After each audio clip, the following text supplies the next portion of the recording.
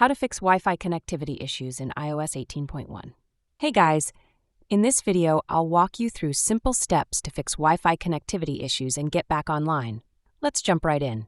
First, go to Settings, navigate to Wi-Fi tab, tap the eye icon next to your Wi-Fi network, and select Forget this network. Reconnect it by selecting the network and entering the password.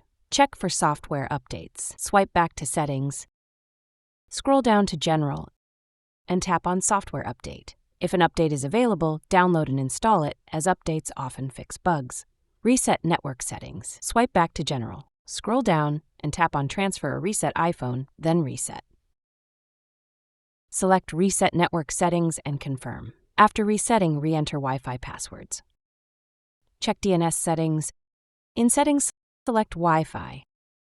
Tap the eye icon next to your Wi-Fi network and scroll to Configure DNS.